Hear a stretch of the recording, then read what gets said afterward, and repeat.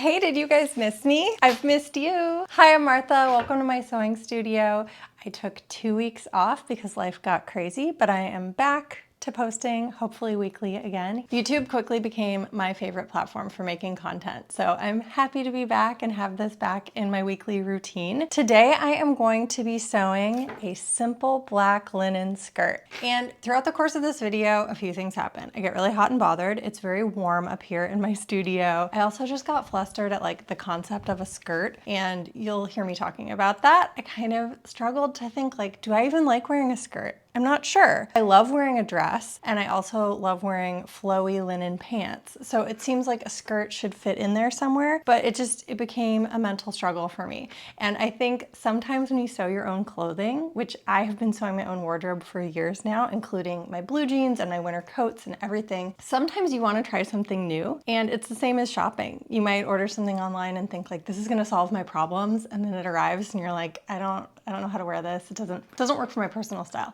So I have made a skirt that I felt like would really fit into my personal style, and now I'm not sure. So let's get into it. When I think of basics, for me that tends to mean things that are either black or white, sometimes denim. Those are my basic colors. So I pulled out a remnant of black linen. I think this is like 1 click heavier than handkerchief weight linen. Has enough like drape and weight to hang really well, but it will also feel really easy breezy and light in the summer months. For my skirt, I just want something like kind of a quarter circle type of thing. And I already have that. If you sew vintage dresses from the 70s, this is a common skirt shape, and I tend to just like grab it off of a dress that I like. I'm gonna show you an example in gingham so you can like see the shape I'm talking about. Oh, where are you? Here's a little cutie patootie. So these skirts are cut in 4 pieces. You can see this seam down the center front here. That way the grain is going this way and this way. And it's just got a nice little like A-line kind of fullness. I would say this kind of skirt falls somewhere between like, I don't want to say a quarter circle skirt, like a third of a circle skirt, and A-line. It's just a nice easy shape. And if you have a smaller waist than hips, it's like a gentle, easy to wear shape. I'll show you a few vintage envelopes with this skirt shape because I don't think you need a specific pattern to create this skirt shape. You also could just self-draft it, but I'll show you some envelopes so you can see like the general idea of this. And I usually like to slash and spread it a little bit to get a little bit more fullness. Whenever I'm doing things that sort of reference vintage patterns, I really want to clearly say to you, you do not need the exact vintage pattern that I'm using. So you can sharpen your eye and say, oh, I like this kind of skirt shape, and you can start seeing it on many patterns. Here I'm gonna show you a few vintage patterns. I just did one quick flip through my first row of patterns and immediately spotted these 3. This is actually the pattern used to make that gingham dress, and it's a pattern I really, really love. But you can see here, she's got that seam down center front and of course center back ruffle. Same thing here. And then here's kind of a different look, but this is the same shape of skirt. And here she has it short, mini, or maxi. And these are kind of what those pattern pieces look like. They look the same here. And again, I'd say this one has a bit more of a dramatic difference from the waist to the hem. My pattern pieces started probably more like these, and I did slash and spread them a little bit out. I don't remember what pattern that originated with, the skirt pattern pieces that I'm using today, but I've used them on a lot of dresses, so I know it fits. I know it kind of gives me this look and that I like to wear that. Okay, having said that, these are my pattern pieces. And then I have this black linen, and I'd like to maximize my linen. And I also want to cut on a double layer. So like this. I have my ceiling fans going, so everything gets a little bit crazy. Okay, great. I folded that so I have a double layer. I'm gonna pin everything today and cut with scissors, I think. That's what I'm in the mood for. Okay, I'd like to add a ruffle to this skirt. I'm not sure if I have enough fabric to do so. I do have these remnants. Oh no, these are not gonna be useful to me at all. That's fine. Oh, you know what? Oh wait, no. I could cut my waistband out of this. Okay, let's do that. Okay, here's what I'm gonna do. My skirt pattern pieces fit on here pretty easily, and then I have, let's see how much. remaining. I have about 8.5 inches here. I think that's a great size for a ruffle at the hem of the skirt. And then I have these remnants, and I'm gonna cut my waistband from the remnants. I guess in theory, I have enough here for pocket. Like, do I want pockets? I know everyone else is like, yes, I want pockets, but like, I don't care about pockets. It's my most controversial sewing take. I don't care about them. Carry a purse. Okay, let's go.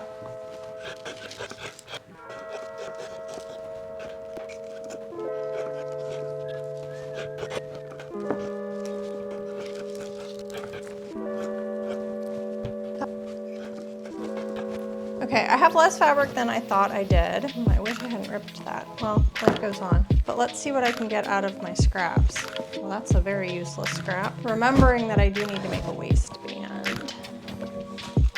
How wide is this?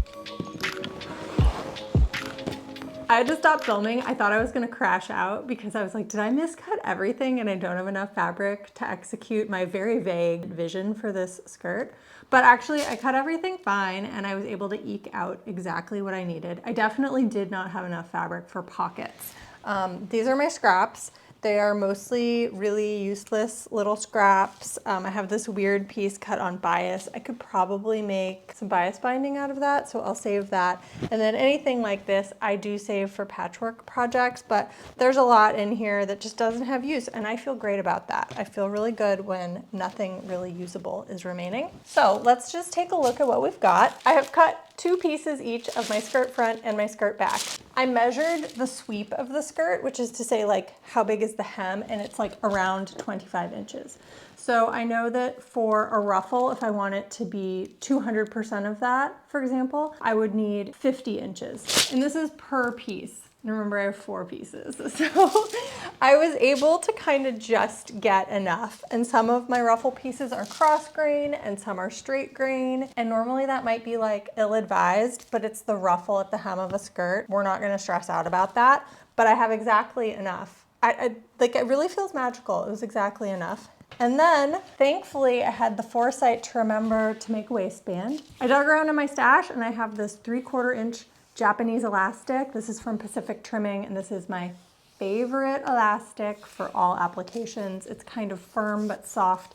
It does not twist. It does not distort when stretched. It's a beautiful elastic. And so I'm gonna put this in my waistband. If I'm making like elastic waist pants, I typically want a wider waistband than this, but I think 3/4 inch for a skirt seems okay. I don't know, again, I'm not a skirt wearer really, so I'm like, maybe. We're ready to sew. I'm gonna need to set up the sewing machine and re-thread my serger. I'm definitely gonna wanna serge my seam allowances because linen frays very easily, but let's dive in, let's get going. I'm gonna sew up the center front and center back first. I'll sew them on my sewing machine and then I'll finish the seam allowances on the serger.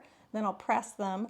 And so I'm gonna show you what the front and back of the skirt looks like before I do the side seams. And then we're gonna quickly move into the ruffle. I think I'll put the ruffle on first and then the waistband. This is a very quick project. Let's try to lock in. Let's go.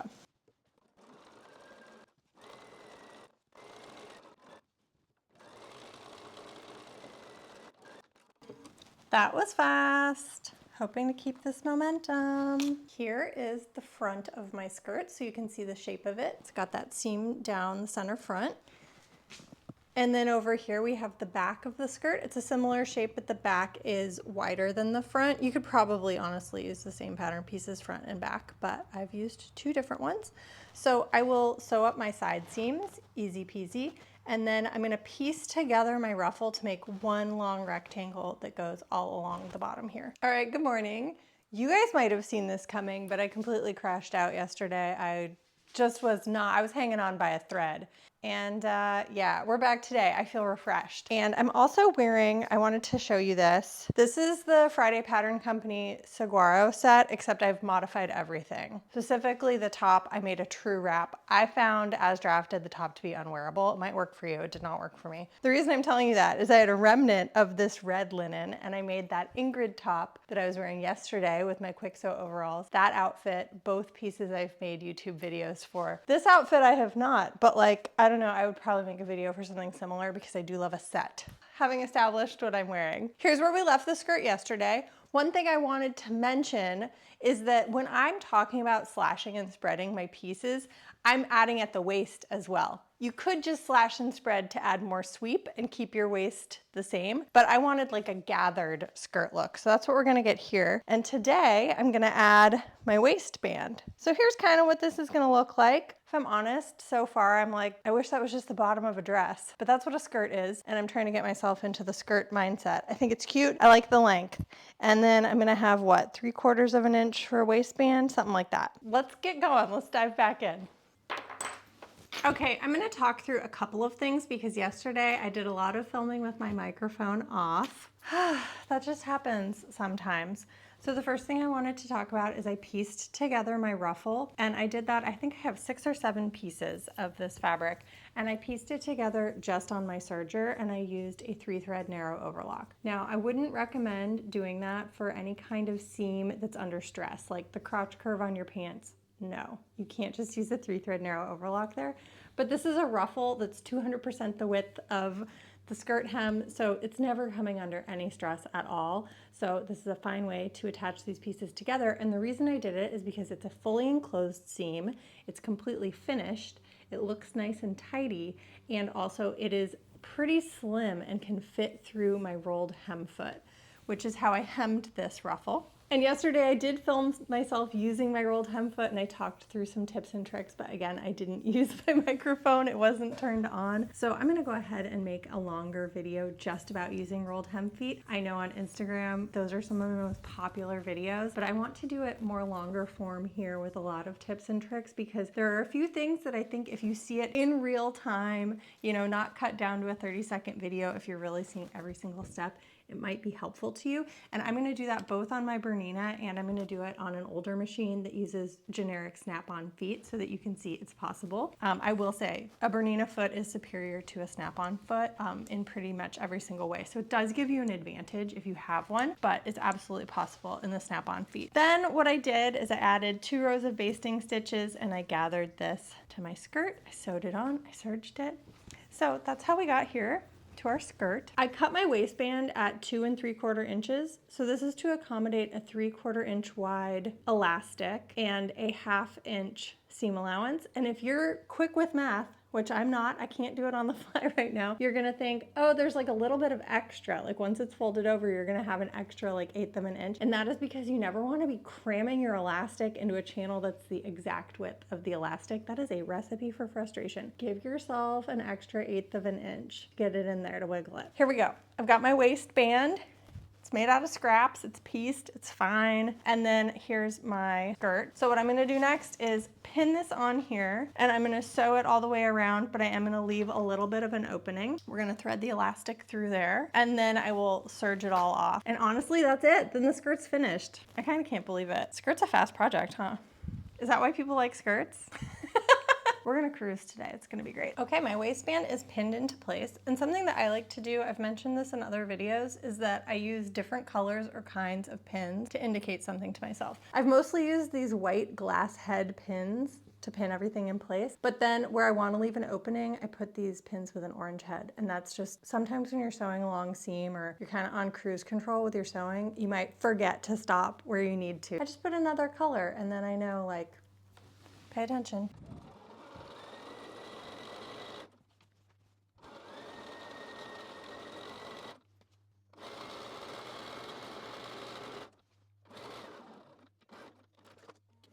All right, waistband is in place. It's time to put through some elastic. And at that point, I can try it on, adjust the fit of the elastic at the waistband, then serge it once, you know, it's all good, and then I'm done.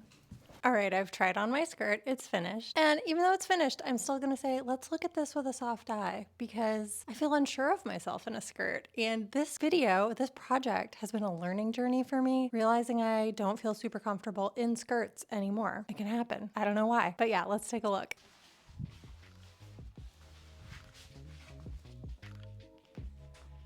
I know if I saw someone else wearing this skirt, I would think, oh, she looks really pretty. What a pretty skirt. But I somehow have some discomfort. Like, I would feel more comfortable if this was a silly pair of trousers. I've styled it as I would wear it, and I do think it's like completely workable. I've got a ballet flat. I added a belt. I don't like the exposed elastic waistband. So I think if I made this again, if I made something like this again, I would have a fixed waistband at the front and elastic in the back, because that gives you that waistband comfort and flexibility, but the clean front I think is a little easier to style. I've added the belt to like conceal the elastic. And then also, when putting this on, it was hard for me to determine the front, back, and sides because they're all kind of the same and the grain lines are different. I will put a little tag where the back is to make sure I'm wearing it the correct way. What do you guys think? Do you wear skirts? Do you think this skirt is too full? Like, do you think I'd wear it more if it was less full? Fullness is kind of what makes it fun, but then like, is that a little more practical? It's hard to say. And I think if I had the right top, like the right skimpy little wrap top or something, it would read almost like a dress and I would feel more comfortable in that. But then it's like, why isn't it just a dress? Anyway, those are some things to think about. Thank you for joining me on this journey to a skirt. I'm gonna try to wear it in the coming weeks. You know, we got like 2 more months at least of summer, so I'll have plenty of opportunities, times where a skirt might be appropriate and really comfortable and cool, so I'm gonna give it a fair chance. But otherwise, I'm gonna get back to sewing stuff that feels a little more comfortable to me and in my wheelhouse. I think I'm gonna do a dress next, right? Let's do a dress. Yeah. All right. On that note, I'm going to turn on all my fans that are very loud and cool off, and I will see you next week. Thanks, guys. Bye.